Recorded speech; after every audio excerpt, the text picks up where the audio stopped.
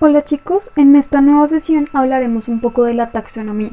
La taxonomía va a ser esa disciplina que nos ayuda a clasificar los organismos vivos y proviene de la raíz griega taxis, que se refiere a un orden o jerarquía, y nomos, que se refiere a la regla.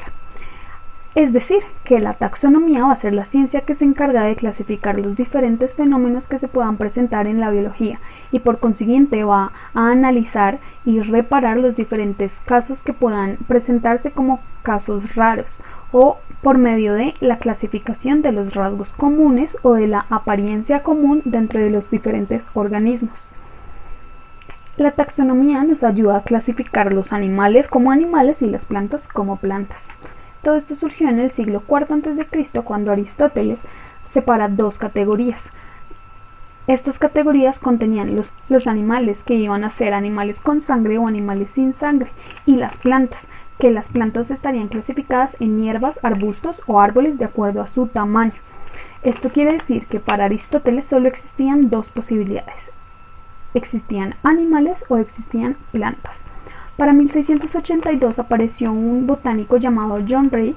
Este botánico clasificó las plantas en plantas con flor y plantas sin flor. Aunque no suele ser tan común, podemos observar que existen también plantas que no tienen flores.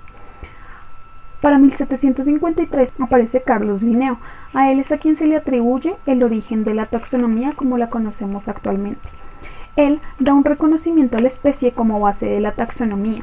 ¿Esto qué quiere decir? Que la especie sería la categoría más pequeña y que debe estar formada por género y especie, es decir, por dos palabras. Ya miraremos esto un poco más adelante. Estas categorías se daban por medio de una escala jerárquica, es decir, habrían categorías más grandes y categorías más pequeñas, que se clasificarían por medio de las características generales y características específicas. Para 1991 aparece Carroll, quien crea un nuevo taxón por encima de los reinos. Este taxón lo llama dominio, que se basa en las diferencias moleculares, es decir, en el ADN de todos los organismos. Esta clasificación se va a basar en 4 tipos de características, aunque puede incluir más: las características morfológicas, fisiológicas, citológicas y moleculares.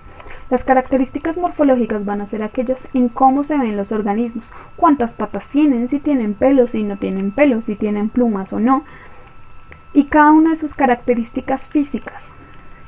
Las características fisiológicas van a ser aquellas que describan cómo funciona el animal.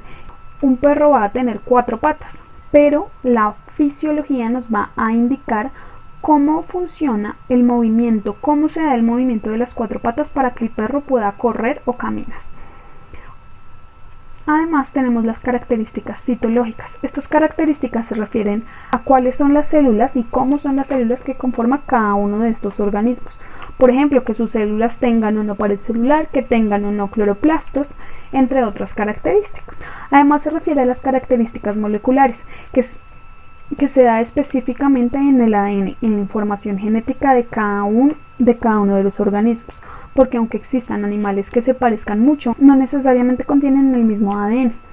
Por ejemplo, tenemos en la imagen 4 individuos que pertenecen al género Equus.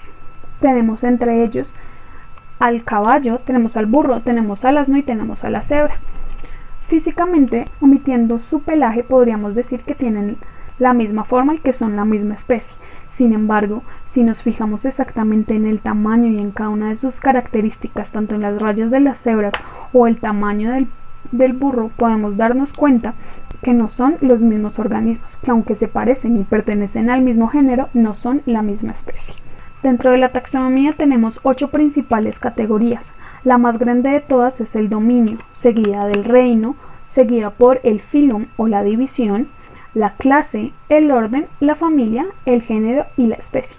Como podemos ver en el gráfico, la categoría más amplia va a ser el dominio y la más pequeña será la especie.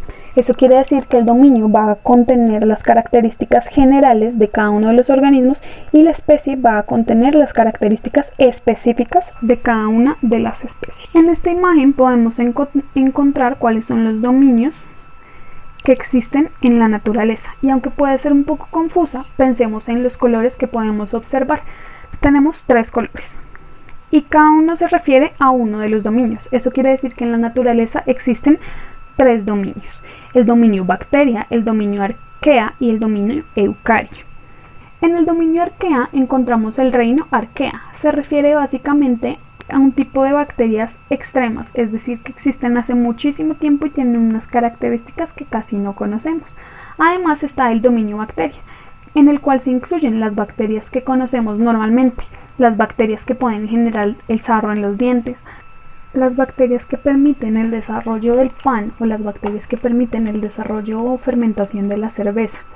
Además tenemos el dominio eucaria, que contiene 4 reinos: el reino animalia, que se refiere a todos los animales, el reino plantae, que se refiere a todas las plantas, el reino protista, que se refiere a los protozoos y microalgas, y el reino fungi, que se refiere a los hongos. De esta forma podemos asegurar que existen 3 dominios, pero que existen 6 reinos. Los dominios serán arquea, bacteria y eucaria, pero los reinos serán arquea, bacteria, animalia, plantae, protista y fungi. Para entender un poco más acerca de la clasificación taxonómica, vamos a pensar en un gato. Los gatos pertenecen al dominio eucaria, eso quiere decir que tienen células eucariotas. El reino animalia, porque son animales.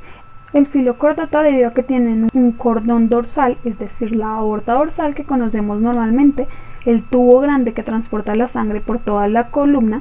La clase Mammalia, debido a que es un mamífero. El orden Carnívora, la familia Felidae, que es la misma familia de todos los felinos que conocemos. El género es Felis y la especie es Felis silvestris. En esta taxonomía podemos observar que la única categoría que contiene 2 palabras es la especie.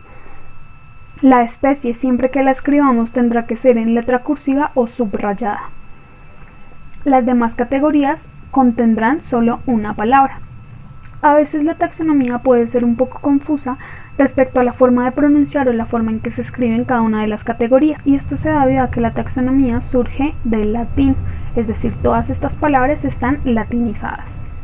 Para finalizar, la taxonomía nos va a permitir la clasificación de los organismos vivos sin importar qué tipo de organismo sea, y para esto será necesario que cada una de las características físicas y moleculares sean descritas con detalle, y con base a estas características detalladas podremos saber a qué dominio, a qué reino, filum, clase, orden, familia, género e incluso a qué especie pertenece cada uno de los organismos.